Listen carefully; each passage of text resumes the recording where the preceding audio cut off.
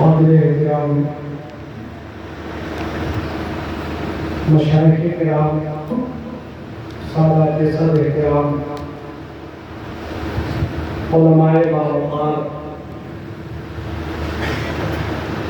طالبان علوم نبوت، پس پردہ سماعت فرمانے والے خواتین اسلام، السلام علیکم ورحمۃ اللہ وبرکاتہ۔ الحمد للہ رب العالمین والعاقبۃ للمتقین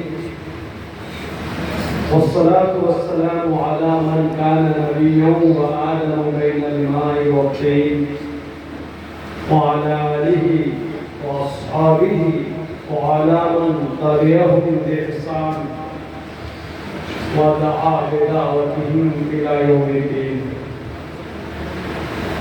أما بعد، أعوذ بالله من الشيطان الرجيم، بسم الله الرحمن الرحيم. كل من عليها فان ويبقى وجه ربك ذو الجلال والإكرام. صدق الله العلي العظيم وصدق رسوله النبي الكريم، ونحن على ذلك من الشاهدين والشاكرين، والحمد لله رب العالمين. عزیزان گرامی قدر، ابھی آپ نے دارالعلوم محبوب یزدانی کے پرنسپل عالی جناب شاعر اسلام اسلم فارسی صاحب سے بہت ہی پرمس ان کا کلام سماعت فرمایا. میں حاضر خدمت ہوا ہوں چند لمحوں کے لیے. یہ محفل ایصال ثواب ہے، یا اس کو آپ بزم تعزیت کہہ لیجیے، جو مرحومہ کے ایصال ثواب کے لیے اور ان کی دعائے مغفرت کے لیے اس کو منعقد کیا گیا ہے.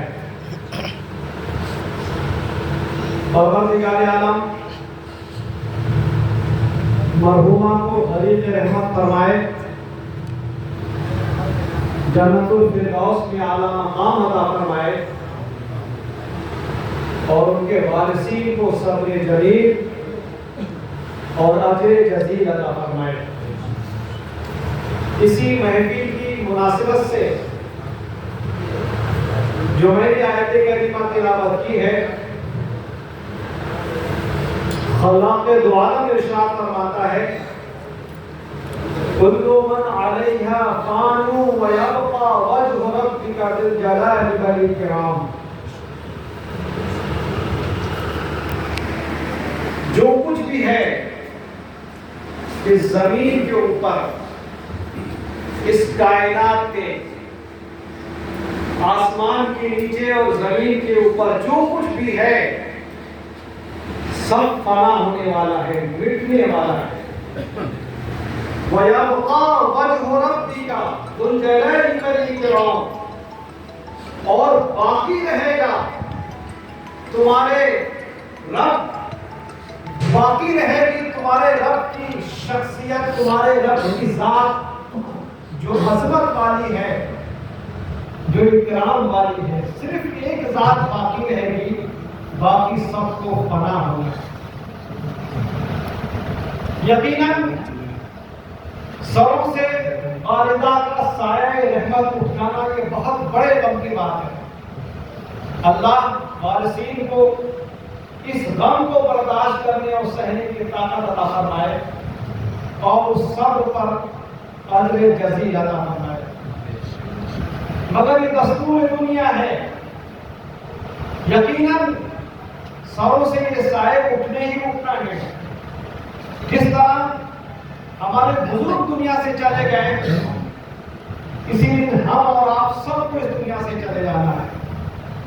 جس طرح آج مرحومہ کے لیے ایصال ثواب کے لیے محفل منعقد کی گئی ہے، وہ دن دور نہیں کہ ہمارے اور آپ کے لیے اسی طرح سے محفل منعقد ہوگی، ایثار ثواب کے لیے مغفرت کی دعائیں کی جائیں گی۔ موت ایک ایسی چیز ہے جس میں کوئی اختلاف نہیں، دنیا کے ہر چیز میں تو اختلاف ہے، اگر موت میں کسی کا کوئی اختلاف نہیں، چاہے وہ کسی بھی دھرم اور مذہب کا ماننے والا ہو، موت کا اقرار ضرور کرنا ہے۔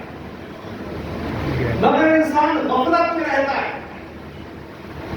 مدہوشی میں رہتا ہے، سستی میں رہتا ہے، وقت گزر جاتا ہے، اور جب وہ متنبہ ہوتا ہے، جب وہ بیدار ہوتا ہے، جب اسے ہوش آتا ہے تو وقت بہت کم رہ جاتا ہے۔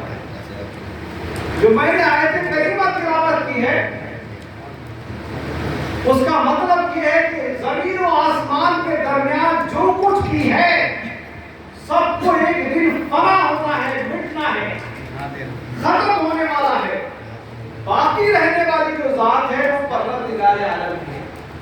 یہ دنیا فانی ہے، انمٹ ہے، اس کو یہ دنیا فانی ہے، مٹنے والی ہے، ختم ہونے والی ہے۔ اگر دنیا کا مفہوم علمی انداز میں بیان کروں ایک لفظ میں تو میں یہ کہوں گا دنیا مخلوق، دنیا مخلوق ہے، بس دو ہی چیز ہے، ایک خالق ہے اور ایک مخلوق ہے، تیسرا کچھ ہے ہی نہیں۔ ایک خالق ہے اور ایک مخلوق۔ خالق پروردگار عالم، وہ خالق ہے، اس نے پوری کائنات کو پیدا کیا، ہر شے کو پیدا کیا، وہ خالق ہو گیا۔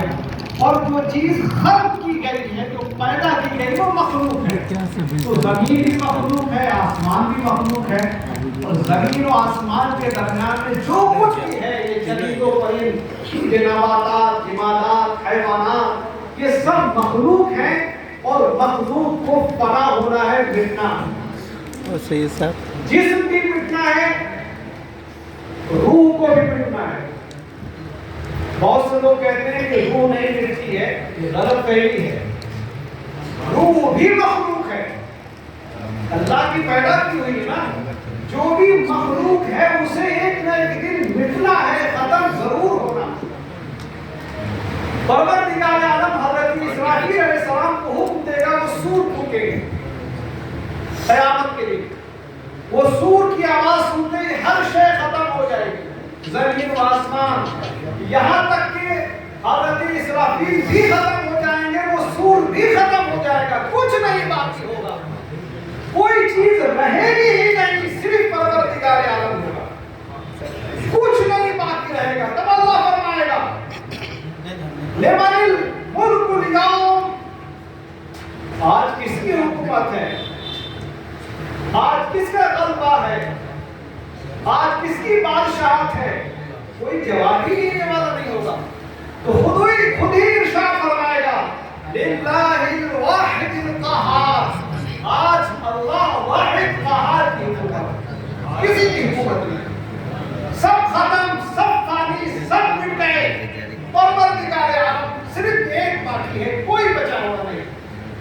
اس کے بعد پروردگار عالم حضرت اسرائیل کو زندہ فرمائے گا، سور کو زندہ فرمائے گا، دوبارہ پھر وہ سور پھونکیں گے، اور وہ سور کی آواز سننے کے بعد ہر شے زندہ ہو جائے گی۔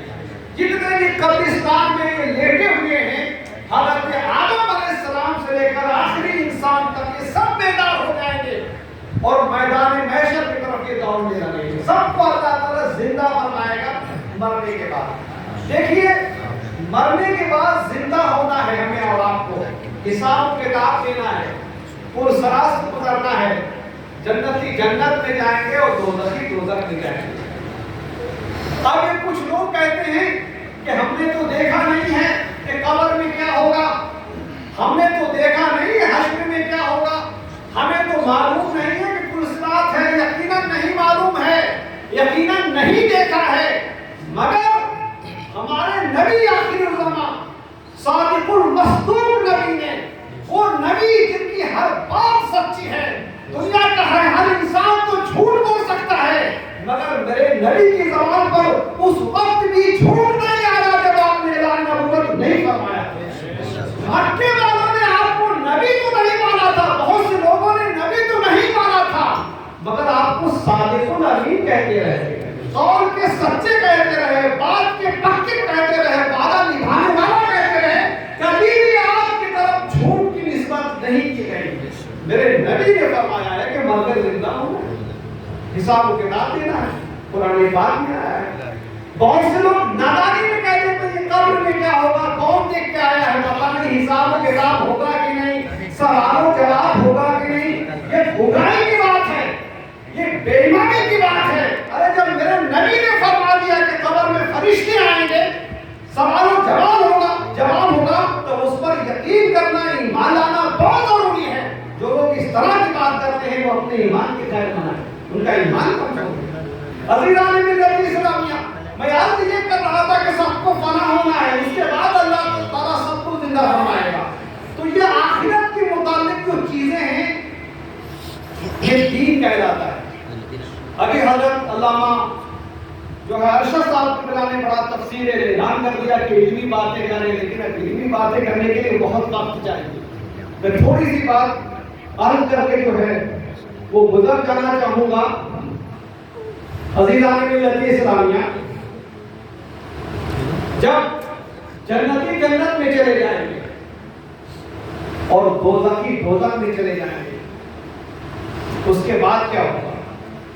اس کے بعد میں موت کو بلایا جائے گا۔ موت جو سب کو موت آتی ہے نا، موت کو گدھے کی شکل میں بلایا جائے گا۔ جنتیوں کو آواز دی جائے گی، جنتیوں، دوزخیوں کو آواز دی جائے گی، دوزخیوں دیکھو سب لوگ یہ تمہاری موت ہے۔ اس کے بعد میں اس موت کو سب کے سامنے ذبح کر دیا جائے گا، موت کو ذبح کر دیا جائے گا۔ پھر اعلان کیا جائے گا، اے جنتیوں سنو، یہ موت ہے جس کو گدھے کی شکل میں لایا گیا تھا، اب موت کو خود موت آ گئی ہے، موت کو ذبح کر دیا گیا ہے۔ اب جس کو جنت میں رہنا ہے اس کو ہمیشہ جنت میں رہنا ہے، جس کو دوزخ میں رہنا ہے اس کو ہمیشہ دوزخ میں رہنا ہے، ہمیشہ رہنا ہے۔ وہاں پر ایسا نہیں 10-20 سال، 10 کروڑ سال، ارب سال، ایسا کچھ نہیں۔ یہ گنتی ختم ہے، وہاں گنتی اٹھتی نہیں، ہمیشہ ہمیشہ ہمیشہ رہنا ہے۔ آپ کو موت نہیں جانی، موت کو خود موت آ گئی۔ تو یہ جنت بہت بڑی نعمت ہے جو مومنین کو ملے گی اور ہر مسلمان کو ملے گی انشاءاللہ العزیز۔ چاہے مسلمان جتنا بھی گنہگار ہو وہ جنت میں ضرور جائے گا، مایوس ہونے کی ضرورت نہیں ہے۔ میرے نبی نے ارشاد فرمایا، من قال لا الہ الا اللہ دخل الجنہ، جس نے کلمہ پڑھا سچے دل سے اور وہ نبی کی نبوت پر یقین کرتا رہا، اللہ کی وحدانیت پر یقین کرتا رہا اور موت دم تک بھی اس کا ایمان سلامت تھا۔ جب دنیا سے گیا تو کلمہ زبان پہ جاری تھا، اگرچہ گنہگار بھی تھا، اگرچہ مجرم بھی تھا، مگر اللہ کی رحمت سے امید ہے کہ وہ جنت میں ضرور جائے گا۔ یہ کوئی معمولی بات نہیں ہے۔ دیکھیے انسان دنیا میں آیا، گناہ سب سے ہوتے ہیں، کسی سے کم ہوتے ہیں، کسی سے زیادہ ہوتے ہیں، انسان مجرم ہے، گناہ ہو جاتے ہیں۔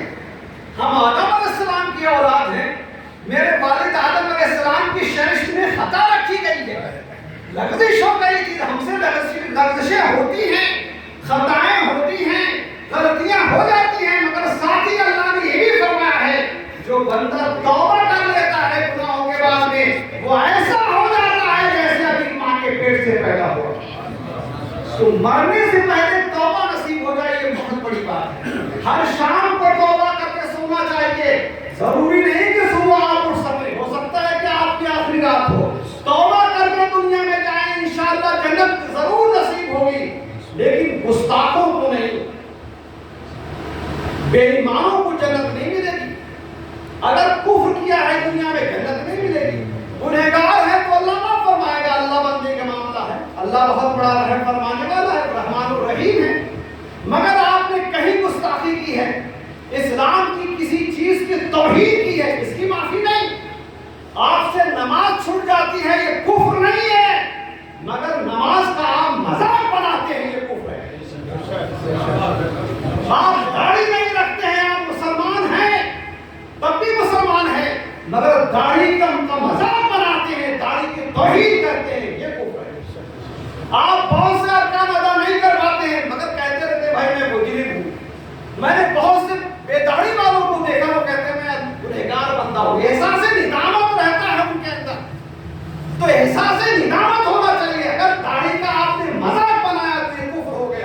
نماز کا مذاق بنایا تو کفر ہو گیا، روزے کا مذاق بنایا تو کفر ہو گیا، قرآن کا مذاق بنایا تو کفر ہو گیا۔